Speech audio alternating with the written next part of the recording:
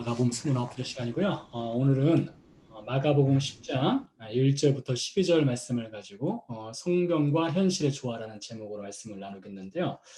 오늘 말씀은 이혼에 관한 말씀이 되겠습니다. 좀 다루기 쉽지 않은 주제가 되겠는데요. 성경에서 예수님이 가르쳐 주시는 이혼에 대해서 함께 배워보도록 하겠고요. 그리고 중보기도로 들어가도록 하겠습니다.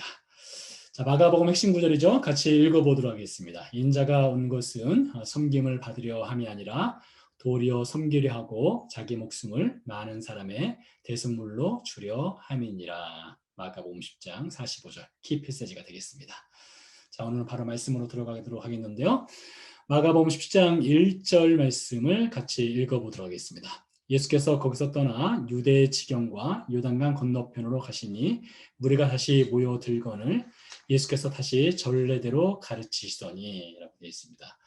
여기서 거기서 떠났다라는 말은 예수님께서 갈릴리를 떠난 것이 되겠습니다. 말씀 이미 여러 차례 드린 것처럼 이제 마가복음 9장까지는 예수님의 중심 사역지가 갈릴리 지역이 되겠죠. 갈릴리 지역에서도 갈릴리 북쪽에 있는 가버나움을 중심으로 사역을 하셨고 그리고 북쪽으로 더 올라가서 빌립보, 카이사랴, 두루와 시돈 지역도 들리셨고 데가볼리 지역도 들리셨고 이렇게 여러 지역을 방문하시면서 가르치시고 복음을 전하시고 병자를 고치시고 귀신을 내어쫓는 이 네 가지 중요한 사역을 하셨죠.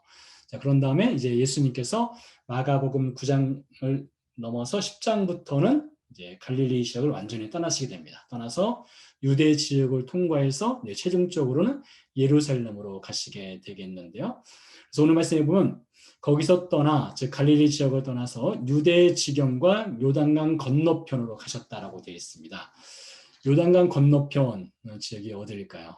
자, 여기 보시면 베레아라고 하는 지역이 있습니다. 베레아라는 지역은 여러분들께서 보시기에 약간 검은색으로 하이라이트된 부분이 되겠는데요. 이 지역이 요단강 건너편에 있는 베레아 지역이 되겠는데요. 이 베레아 지역은 헤롯 안티파스, 갈릴리 지역을 다스리던 헤롯 안티파스가 다스리던 지역이 되기도 합니다. 마가복음 6장 14절부터 29절 사이의 말씀을 먼저 같이 읽어보겠습니다. 이에 예수의 이름이 드러난지라 헤롯 왕이, 여기서 헤롯 왕은 헤롯 안티파스가 되겠습니다. 헤롯 왕이 듣고 이르되 이는 침례 요한이 죽은 자 가운데서 살아났도다. 전에 헤롯이 자기가 동생 빌립의 아내 헤로디아에게 장가든 고로 이는 요한이 헤롯에게 말하되 동생의 아내를 취한 것이 옳지 않다 하였습니다. 마가복음 6장에서 다뤘던 사건이 되겠는데요. 헤롯 안티파스가 자신의 그 아내를 버리고 로마에 살고 있는 이복 동생인 헤롯 빌립의 아내 헤로디아와 결혼을 하게 됩니다. 부정한 결혼이죠. 그로 인해서 침례 요한이 그 결혼이 잘못됐다고 질타를 하죠. 책망을 하죠.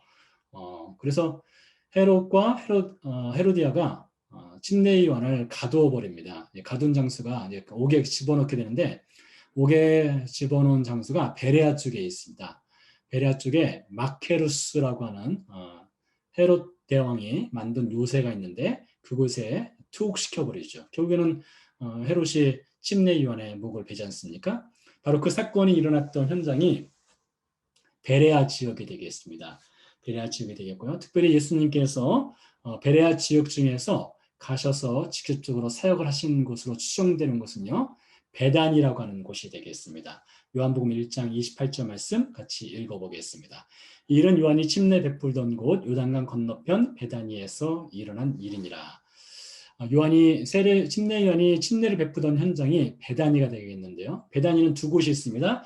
예루살렘 동편에 있는 올리브산 아래쪽에 베단이라고 하는 마을이 있습니다. 그 마을은 마리아와 마르다 그리고 나사로가 살았던 마을이죠. 그곳에 베단이 하나 있고요. 두 번째 베단이는 요단강 건너편에서 침례 요한이 침례 사역을 하던 현장이 되겠고요. 예수님께서 공생의 사역을 시작하시면서 침례를 받은 현장 역시 요단강 건너편 베다니가 되겠습니다. 그래서 추정컨대 예수님께서 유대 지경과 요단강 건너편으로 가셨다가 할 때 그 요단강 건너편은 아마 과거 예수님의 공생의 사역을 시작했던 그 침례 요한이 침례 베풀었던 베다니 지역으로 가셔서 무리들에게 전례대로 습관을 따라서 예수님께서 하나님 나라에 대해서 이제 가르쳐 주셨겠죠. 근데 그 현장이 공교롭게도 침례 요한이 헤롯의 그 결혼에 대해서 부정한 결혼에 대해서 책망을 한 현장이 되겠고요. 그리고 침례 요한이 헤롯에게 붙잡혀서 투옥되었던 현장인 마케루스와도 아주 가까운 현장이 되기도 합니다. 자, 그곳에 가셨을 때에 이제 바리새인들이 또 출근을 했습니다. 출석도장을 찍으면서 예수님께 시험을 하여서 물어본 것이 있습니다. 2절 말씀인데요. 같이 읽어보겠습니다. 바리새인들이 예수께 나와 그를 시험하여 묻되 사람이 아내를 버리는 것이 옳으니까 했습니다. 이 말씀에 시험하여라고 하는 부분에 제가 좀 더 큰 글씨로 타이핑을 해놨는데요. 바리새인들이 예수님을 시험하였는데 시험한 내용을 보면 사람이 아내를 버리는 것, 다른 말로 하면 이혼하는 것이 옳습니까? 라는 질문을 하게 됩니다. 시험한 이유는요, 두 가지로 볼 수가 있는데요. 첫 번째는 말씀드린 헤롯 안티파스의 부정한 결혼에 대해서 바로 요단강 건너편에 이 베다니 혹은 베레아 지역에서 침례 요한이 헤롯 안티파스에게 아주 엄하게 책망을 하였고 그로 인해서 침례 요한이 목배임 당해 죽임을 당했죠. 바로 그곳에서 바리새인들이 예수님에게 부정한 결혼 혹은 간음 혹은 이혼의 문제에 대해서 이렇게 시험하였습니다. 여기에서 예수님이 혹이라도 말을 잘못하였다가는 과거 헤롯 안티파스가 침례 요한의 목을 베었던 것처럼 헤롯 안티파스에게 예수님이 이제 생명을 잃을 수 있는 위험한 일을 당할 수도 있겠죠. 그렇게 트랩을 시험을 해서 예수님을 올무에 빠뜨리기 위해서 정치적인 올무에 빠뜨리기 위해서 바리새인들이 예수님을 시험했다고 볼 수가 있겠는데요. 두 번째 또 이유가 있습니다. 두 번째 이유는 당시 유대 사회의 결혼과 이혼에 대한 종교적 해석이 아주 다양했습니다. 여러 해석들이 있었는데요. 몇 가지 해석을 이제 잠시 뒤에 또 알아보도록 하겠습니다. 그래서 이 정치적인 문제로 예수님을 시험을 할 수도 있겠고요. 이 성경 해석에 관한 부분 혹은 종교적인 해석에 관한 부분에 대해서 예수님의 반대하는 입장을 취하던 이 바리새인들이 예수님을 시험을 했다라고도 볼 수 있겠죠. 자, 그래서 예수님께서 물었습니다. 대답하여 이르시되 모세가 어떻게 너희에게 명하였느냐. 바리새인들은 이 모세 율법에 있어서는 전문가들이니까 너희들이 알고 있는 모세 율법에 뭐라고 말하고 있는지를 먼저 답을 해라 라고 예수님이 다시 반문을 했습니다. 질문을 하죠. 그래서 바리새인들이 이렇게 말합니다. 같이 읽어보겠습니다. 이르되 모세는 이혼 증서를 써주어 버리기를 허락하였나이다 라고 되어 있습니다. 이혼 증서를 써서 이혼을 할 수 있다라는 건데요. 이 말씀은 바리새인들이 신명기서 24장 말씀을 인용한 것이 되겠습니다. 일부분을 발췌해 왔는데요. 1절 말씀을 읽어보겠습니다. 사람이 아내를 맞이하여 데려온 후에 그에게 수치되는 일이 있음을 발견하고 그를 기뻐하지 아니하면 이혼 증서를 써서 그의 손에 주고 그를 자기 집에서 내보낼 것이요 라고 되어 있습니다. 그러니까 모세가 이혼을 허락하는 경우가 있는데 그 허락하는 경우에 대해서 아주 모호하게 썼습니다. 그에게 수치되는 일이 있음을 발견하고 라고 되어 있습니다. 구체적으로 어떤 것이 수치되는 일인지에 대해서는 모세가 정확하게 이야기를 하지는 않았습니다. 그러니까 이 부분에 대해서 이제 여러 가지 해석을 할 수밖에 없겠죠. 자, 이혼 증서를 써주는 수치되는 일, 과연 어떤 것이 수치되는 일이 될까요? 여인에게요. 첫 번째로 이제 간음은 아닙니다. 왜 그런가 하면 간음을 했다 할 경우에는 다른 법이 적용됩니다. 신명기 22장 22절 말씀 읽어보겠습니다. 어떤 남자가 유부녀와 동침한 것이 드러나거든 그 동침한 남자와 그 여자를 둘 다 죽여 이스라엘 중에 악을 제할지니라.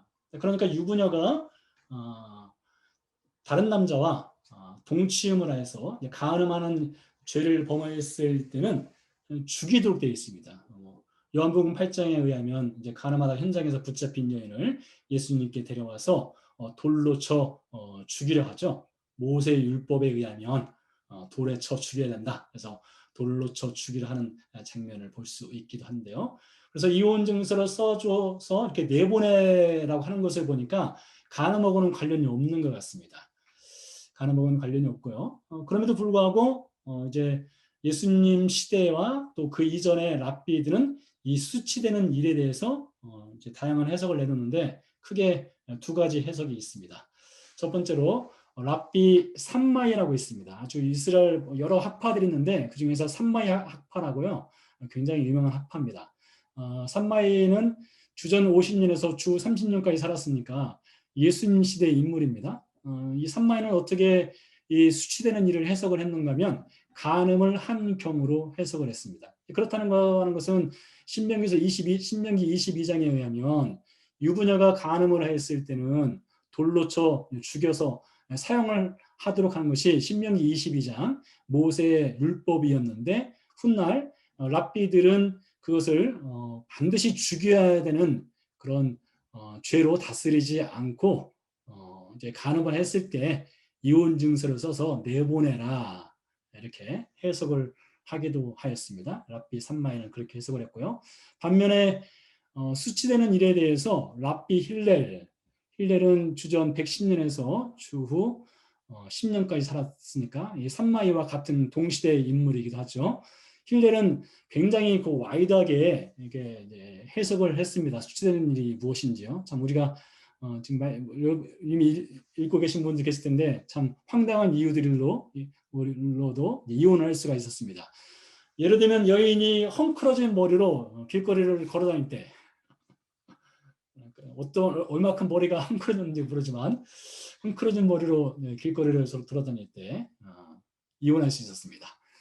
두 번째, 발목이 보일 경우인데요. 그냥 발목이 보이는 것이 아니라 여인이 치마를 입고 이제 돌아다니는데 이렇게 치마를 입고 돌아다니면서 빙빙 도는 거예요. 빙빙 돌다 보면 이제 치마가 약간 들리는 경우가 있지 않습니까? 그래서 발목이 보일 때 그럴 경우에는 수치되는 일이니까 이혼 증서를 써서 내보낼 수 있다라는 것입니다. 다른 남자와 이야기할 때, 그러니까 결혼한 관계에서 남편이 아닌 다른 남자와 대화를 나눌 경우에 이혼 증서로 써서 내보내는 수치되는 일이 되기도 합니다. 근데 여러분 이 다른 남자와 이야기할 경우 이 경우는요. 오늘날 그 정통 유대인들은 이 랍비 힐렐이 적용한 다른 남자와 이야기할 경우를 현대 이스라엘에 살고 있는 정통 유대인들이 그대로 적용을 하고 있습니다. 예를 들어서 요즘은 뭐 셀폰을 사용하니까요. 남편이 아닌 다른 남자와 셀폰으로 통화를 한 것이 이제 뭐 들통나거나 뭐 어떤 이유로 통화를 했는지는 알 수 없으나 하여튼 그것이 들켰을 경우에 그것은 이혼의 사유가 되기도 합니다. 혹은 남편이 아닌 다른 남자와 같이 걸어갈 경우 그 경우도 이혼의 사유가 됩니다. 오늘날 현대 이스라엘에서는요.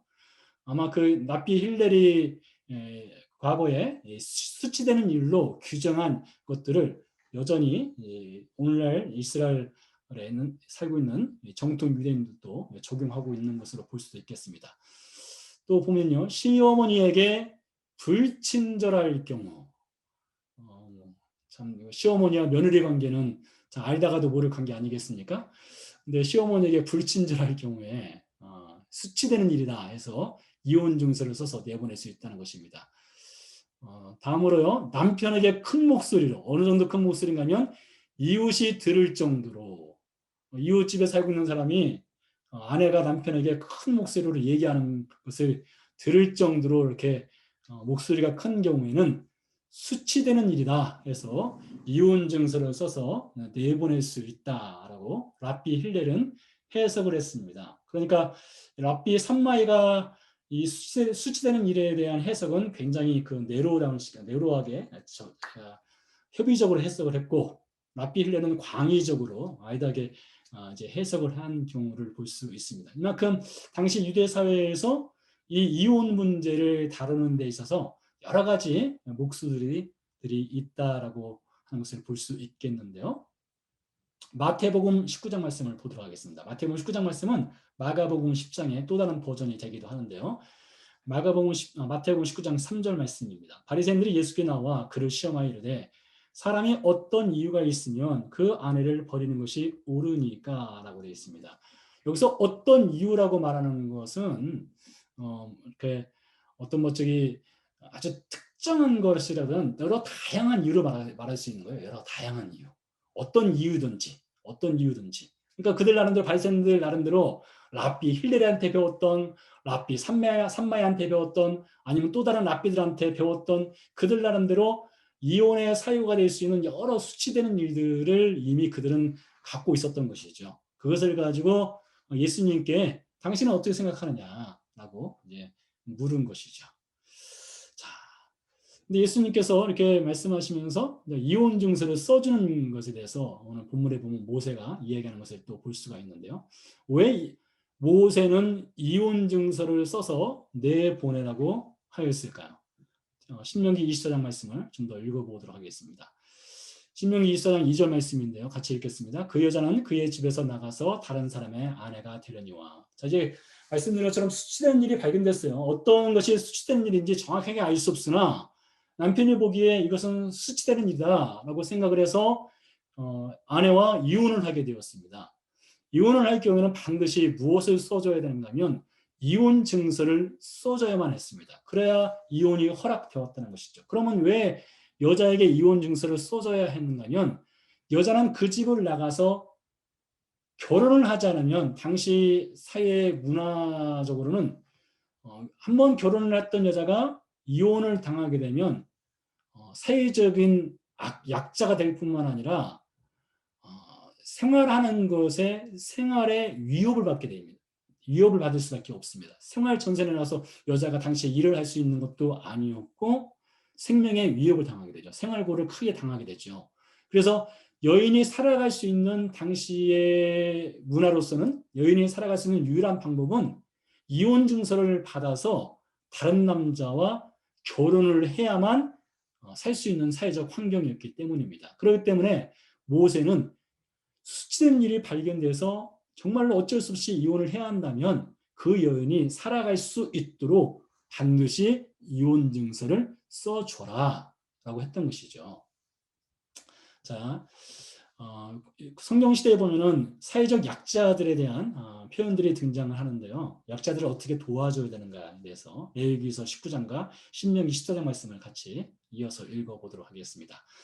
너희가 너희 땅에서 곡식을 거둘 때에 너는 반 모퉁이까지 다 거두지 말고 내 떨어진 이삭도 줍지 말며 내 포도원의 열매를 다 따지 말며 내 포도원에 떨어진 열매도 줍지 말고 가난한 사람과 거류민을 위하여 버르더라. 나는 너희의 하나님 여호와니라. 너희 중에 분깃이나 기업이 없는 레위인과 내 성중에 거류하는 객과 및 고아와 가부들이 와서 먹고 배부르게 하라. 그리하면 내 하나님 여호와께서 내 손으로 하는 범사에 내게 복을 주시리라 하였습니다.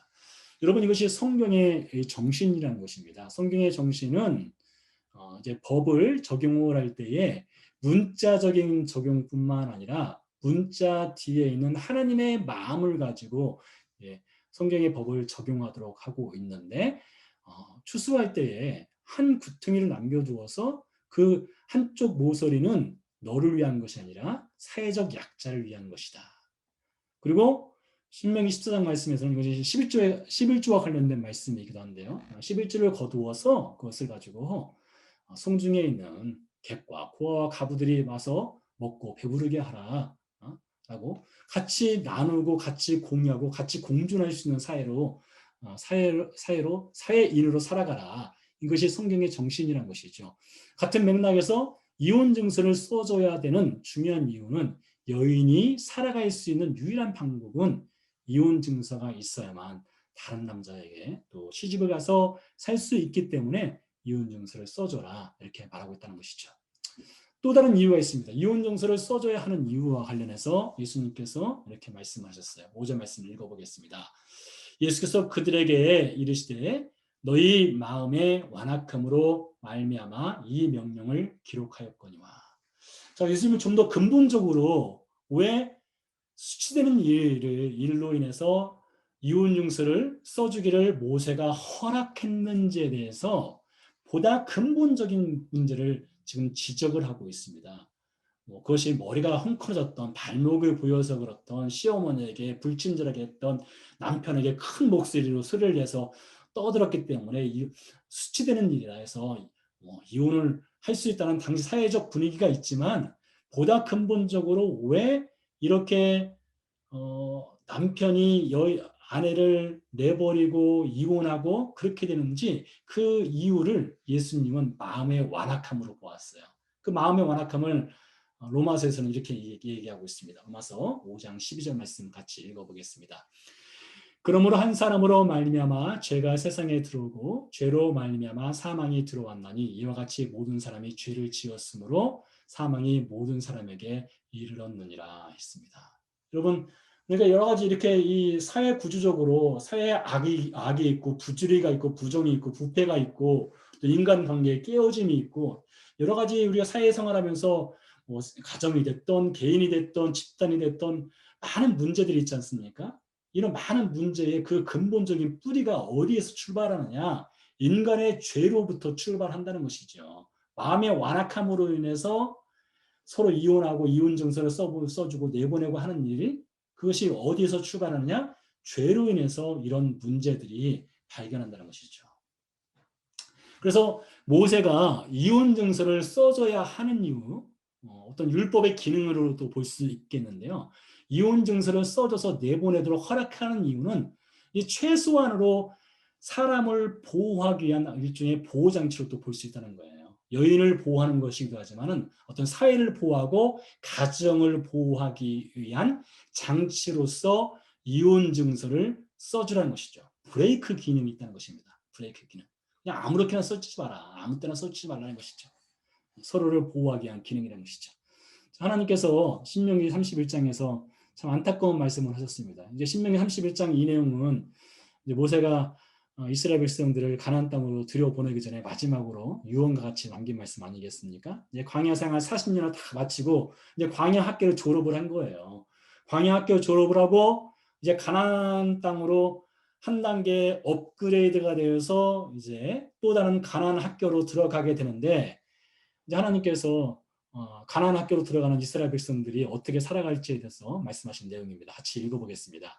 또 여호와께서 모세에게 이르시되 너는 내 조상과 함께 누우려니와 이 백성은 그 땅으로 들어가 음란히 그 땅의 이방 신들을 따르며 일어날 것이요 나를 버리고 내가 그들과 맺은 언약을 어길 것이라.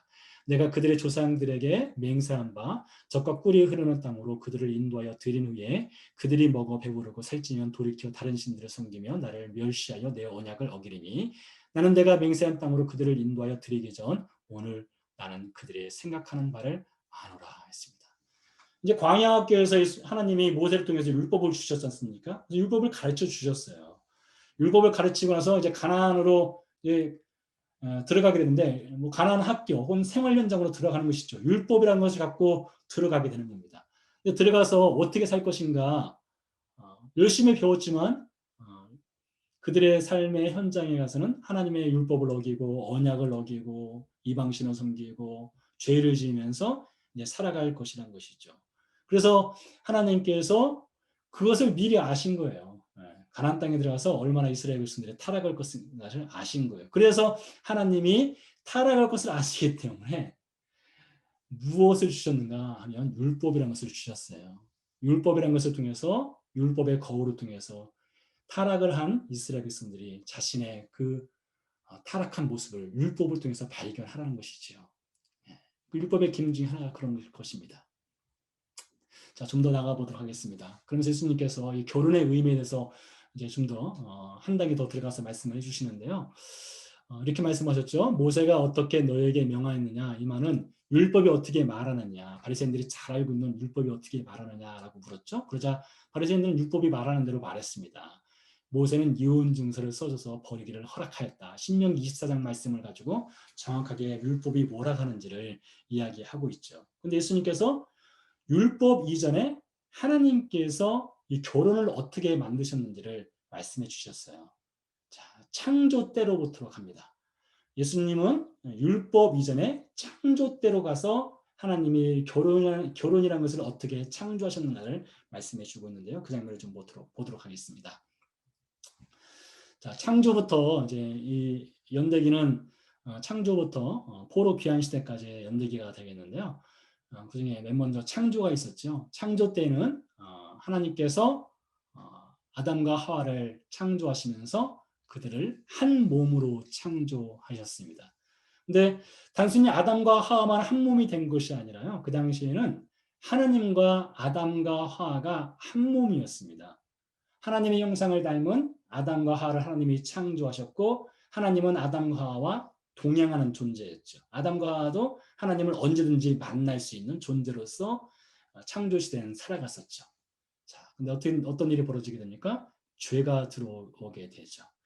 죄가 들어와서 온 세상이 어두워졌습니다. 이 죄로 인해서 하나님께서 이스라엘 백성들에게 주신 것이 있습니다. 무엇을 주십니까? 율법이라고 하는 것을 주셨습니다. 율법을 통해서 죄를 깨닫게 하시죠. 율법을 통해서 죄를 깨닫게 하십니다. 근데 이 율법 시대의 이 문제는 죄는 깨닫지만은 이 죄로 인해서 깨어진 한 몸의 관계가 다시 한 몸이 될 수가 없어요. 죄 아래에 놓여 있기 때문에 인간은요. 인간은 죄 아래 놓여 있기 때문에 한 몸이 될 수 없는 그런 운명 속에서 율법 시대를 지나게 됩니다. 자, 그런 다음에 어떤 시대가 올까요? 예수 그리스도의 은혜의 시대가 옵니다. 예수님께서 이 땅에 오심으로써 하나님과 한 몸의 관계가 죄로 인해서 깨어졌던 우리 인생을 십자가 보혈의 피로써 하나님과 우리를 하나 되게 하시는 일을 행하시죠. 이것을 바울은 에베소서 5장에서 이렇게 이야기하고 있습니다. 같이 읽어보겠습니다. 그러므로 사람이 부모를 떠나 그의 아내와 합하여 그 둘이 한 육체가 될지니 이 비밀이 크도다. 나는 그리스도와 교회에 대하여 말하노라. 에베소 5장 31절 32절 말씀인데요. 바울이 에베소 5장에서 자녀와 부모의 관계, 부부 관계에 대해서 이야기를 하죠. 그러면서 창세기 1장 말씀을 인용을 했습니다. 근데 단순히 창세기 1장 말씀에 남자와 여자가 한 몸이 되는 것만 말한 것이 아니라 그것을 영적으로 한 단계 더 들어가 해석을 하여 그리스도와 교회가 하나됨. 여러분 교회는 누구죠? 바로 우리 성도죠. 그리스도와 성도가 하나됨을 말씀을 해주고 있죠. 그래서 한 몸을 이루게 하기 위해서 예수님의 십자가 사건이 있었습니다. 여러분 이 장면이요. 한 몸으로 시작했다가 죄로 인해서 한 몸이 깨어졌다가 그리스도의 피로 한 몸이 되는 과정. 이것이 사실 성경 전체가 이야기하는 것이래요. 창세기부터 요한계시록까지가 이야기하는 것을 한마디로 말하자면 한 몸이었고 죄로 인해서 한 몸이 깨졌고 그리스도의 피로 인해서 한 몸이 되었고 이것을 이야기하고 있지요. 근데 문제는 이 죄가 항상 문제입니다. 죄로 인해서 한 몸이 깨어지는 관계가 된다는 것이죠. 자, 예수님 말씀하신 것을 좀 더 한 단계 더 들어가서 보도록 하겠는데요.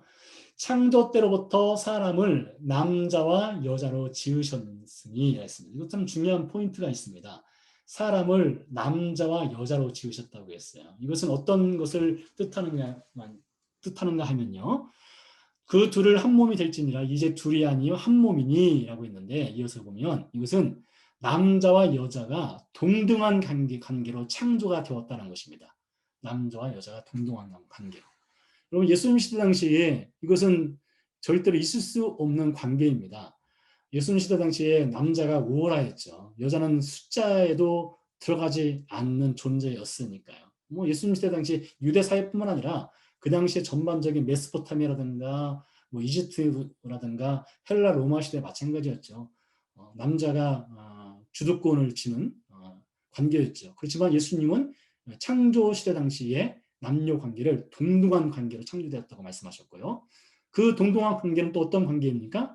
서로 책임지는 관계로 창조가 되었습니다. 서로 책임지는 관계예요. 이것이 또 부부 관계에도 마찬가지입니다. 부부 관계에서도 부부는 동등한 관계이면서 서로 책임지는 관계란 것이죠.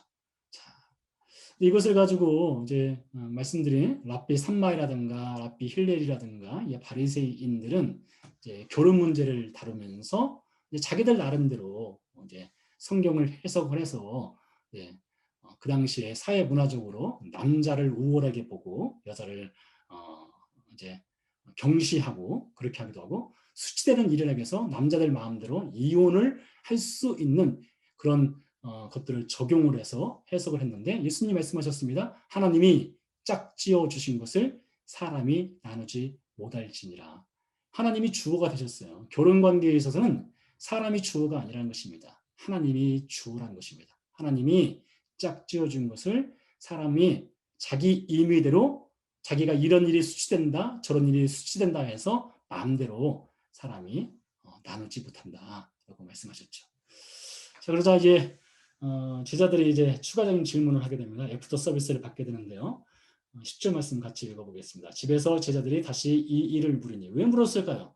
아마 제자들이 잘 이해를 못한 것 같습니다. 하나님이 짝져 주신 것을 사람이 나누지 못한다. 그리고 그들이 기존에 알고 있던 랍비 삼마이라든가 랍비 힐렐이라든가 바리새인들 율법사들로부터 그들이 전통적으로 배워왔던 수치되는 일, 여자를 버릴 수 있는 일, 그런 것들에 대해서 그들이 이미 익숙한 상황이었는데 예수님은 그렇게 말씀하지 않으셨거든요. 하나님께서 짝지어 준 것을 사람이 나누지 못한다 라고 하셨고 남녀 관계가 동등한 관계다, 책임지는 관계다 이런 것을 말씀하시니까 제자들이 그것을 잘 이해를 하지 못합니다.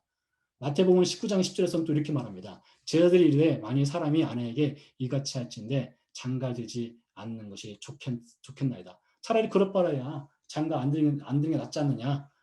그래서 그들이 일종의 좀 반항을 하는 것처럼 보일 수 있는 예수님 말씀을 이제 받아들이기 힘들다는 그런 태도로 나가는 것을 볼 수가 있기도 한데요. 그래서 예수님께서 11절, 12절에서 이렇게 말씀하셨습니다. 같이 읽어보겠습니다. 이르시되 누구든지 그 아내를 버리고 다른 데에 장가드는 자는 본처에게 간음을 행함이요.